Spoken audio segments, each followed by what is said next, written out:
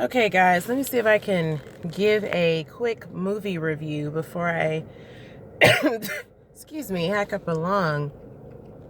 So, excuse my voice because I am still in the process of getting well. I'm healed and made whole.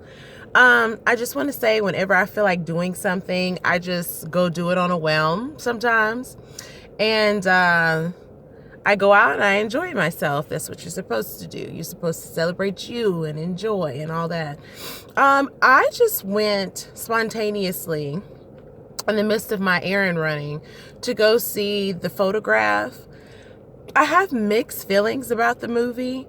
On one hand, long story made short without giving away any spoilers, I feel like it's great that she conquered her fear, she meaning Issa Rae, and she decided to reach out and have this relationship and not be afraid. And so, contrary to how I thought it was going to end based off of someone else telling me about it, I was like, okay, that wasn't like the worst ending, okay, she's taking a chance, she's having a long distance relationship. Her mother wasn't good with the whole idea of having a long distance relationship, even though to me, I didn't view the movie as that. I felt like her mother was just striving for her dreams and her goals, and she was with a man who was complacent, and she didn't want to live her life surrounding complacency.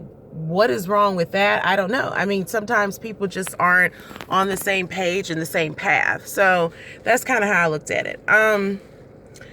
But by the same token, her mom really loved that man. So maybe, you know how movies are. Now, this stuff may not necessarily happen in real life, but basically in a nutshell, I guess maybe she regretted not being with the love of her life in order for her to strive for her dreams and goals. I mean, there are people out there that happens to. I'm not saying that doesn't exist, but oh yeah, because look, foggy. It's like warm, cold today. Ugh, the southern weather. Anyway,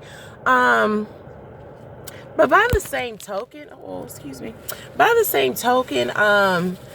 I thought what was some bullshit in the spirit of keeping it real was the fact that this man is with her. He spends this stormy night, steamy night with her, has sex with her, bonds, and he's falling, and then he just decides to disappear and does not answer her phone call. So in a sense, she was reaching out, and this Negroid decides, okay, well, I'm not going to answer the phone. I'm about to start a new life anyway. Yeah, blue, blue, blue. And I'm thinking, okay, if she were not forgiving and I don't even want to say forgiving, because to me, that's some bullshit. Why in the world are you forgiving somebody who can't even pick up the phone and answer a call? So if you weren't pursuing him, which is butt backwards in my personal opinion, based off of my belief, if you weren't pursuing him, then so you guys would have never reconnected, and then you sent him a Kendrick Lamar ticket and have to fly I don't know, across the ocean in order to try to make it work. I mean, yeah, at the end of the day, to his credit, he was in New Orleans and he did say, well, I want to try to make it work. I want us to work, even though I'm getting ready to pursue my dream and my aspiration of going over to London. But I'm just thinking to myself, okay, if you didn't pull up on her accidentally at her daddy's house, I mean, were you just going to say, forget it? So I say all that to say we have too many real life Black relationships where the person is just like, well, I'm living my life, I'm doing this. And I mean, even though I really like this person and I was feeling them, I gave up because at the end of the day, they're not going to want to be bothered. They're this and that. So you can't, to me, what I got from the movie is you can't get in your own head and just naturally assume things unless somebody tells you. But then by the same token, he was just as wrong as she was by just kind of throwing his hands up originally until they ended up seeing each other in New Orleans.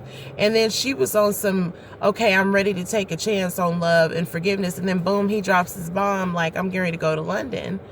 And you know, her situation wasn't even on some, I'm trying to pursue my goal. It was just to the point where it was like, okay, man, you've been holding back these secrets. So you like me, but then you ignore my phone call. Then you turn around and you know you got this job coming up and you can't even talk about it. I mean, when are we gonna learn, people? When are we gonna learn? Moral of the story is, say how you feel and learn to express yourself, because you never know what you can miss out on. I don't care if it's like a tinge of a feeling. Now, I'm not saying go do something crazy, but I'm saying if you feel a certain way about somebody, say your piece. And it shouldn't just be like a one-sided thing, because I feel like if it were not for her being prompted to sit up here and tell this man how she felt, I guess he was just gonna go on his merry way. Like, ladies, why do we have to be the one to initiate and push and, you know, swallow and swallow supposedly pride, which is not really pride, but you have to be the one to act like the man to get him to potentially come out of his shell, if he ever comes out of his shell. In real life, these men just go on and do whatever because they act like they're too scared to admit how they really feel. Some bullshit. Anyway, the movie was dope because it was a black movie, but that's all. I mean, I'm not impressed. I'm not going to sit up here. I love Issa Rae's hair color, but that just wasn't my cup of tea in a love story. It was cute in the end, though, because I am happy that she was able to not push anyone away and break the cycle and branch out with her feelings. But that's about it, child. All right, go see the photograph, go support. It's not terrible. Bye.